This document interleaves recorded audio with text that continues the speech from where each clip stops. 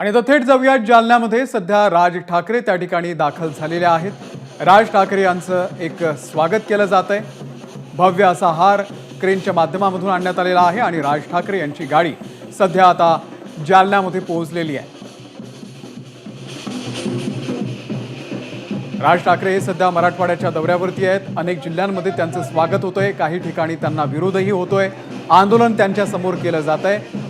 आज ते जालन्याच्या दौऱ्यावरती आहेत। जालन्यामध्ये आपल्या कार्यकर्त्यांशी ते संवाद साधणार आहेत। आगामी विधानसभेच्या दृष्टीने राज ठाकरे यांचा हा दौरा अत्यंत महत्त्वाचा आहे। रवी मुंडे आपल्याला या संदर्भातले अपडेट देतील। रवी, राज ठाकरे दाखल झालेले आहेत, आजचा दिवसभरातला त्यांचा कार्यक्रम काय?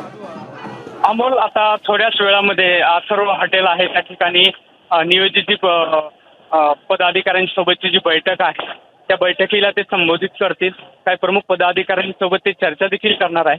आगामी विधानसभेच्या दृष्टीने हा मराठवाड्याचा दौरा अत्यंत महत्त्वाचा होता आणि सर्वात महत्त्वाचा हाच विषय आहे की ओबीसी असेल किंवा मराठा आंदोलन असेल, जी जालना जिल्ह्यातून हे आंदोलनं सुरू झाली त्या ठिकाणचं वातावरण आणि तेथील सामाजिक आणि राजकीय उलथापालथ पाहता मनसेचं या ठिकाणी सुरुवातीची एंट्री ही खूप महत्त्वाची आहे आणि त्या अनुषंगाने कुठंतरी पदाधिकाऱ्यांना, प्रमुख कार्यकर्त्यांना बळ देण्याचं काम यातून होण्याचं निश्चित आहे आणि त्या अनुषंगाने ही सगळी आखणी करण्यात आलेली होती।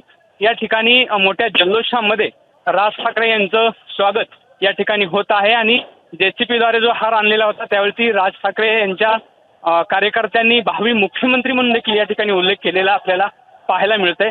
फटाक्यांच्या आतिषबाजीमध्ये राज ठाकरे यांचं या ठिकाणी स्वागत होते आणि थोड्याच वेळामध्ये या ठिकाणी प्रमुख पदाधिकाऱ्यांसोबत त्यांची बैठक होणार आहे। विधानसभेच्या अनुषंगाने अर्थात जालना जिल्ह्यातील देखील काही इच्छुक उमेदवार आहेत त्यांच्याशी देखील राज ठाकरे यांची चर्चा होणार आहे। काही वेळ या ठिकाणी याबाबत चर्चा होईल आणि राज ठाकरे हे पत्रकारांशी संवाद साधतील का हे पुढच्या काही वेळात कळेल। असं कळत आहे की छत्रपती संभाजीनगरमध्ये ते विस्तृत पत्रकार परिषद घेण्याची शक्यता आहे। अमोल, निश्चित राज ठाकरे यांचा हा जालना दौरा किती महत्त्वाचा आहे मराठवाड्यासाठी पुढच्या आगामी विधानसभा निवडणुकांसाठी?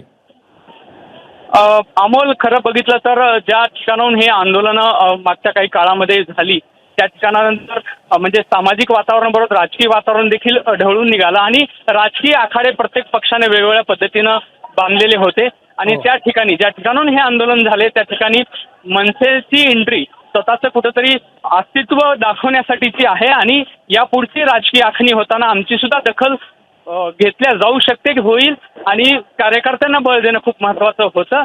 अर्थात त्या अनुषंगाने जालना ह्या ठिकाणी त्यांची ही बैठक खूप महत्त्वाची आहे। गेल्या काही दिवसापासून, वर्षापासून खरं तर इथले कार्यकर्त्यांना एक प्रकारे मरगळ आल्याचा प्रकार होता, मात्र या दौऱ्यानंतर निश्चित या दौऱ्याकडे आपलं लक्ष असेलच। रवी, अपडेट तुमच्याकडून घेत राहू। तुर्तास धन्यवाद या संपूर्ण माहितीबद्दल। एबीपी माझा, उघडा डोळे बघा नीट।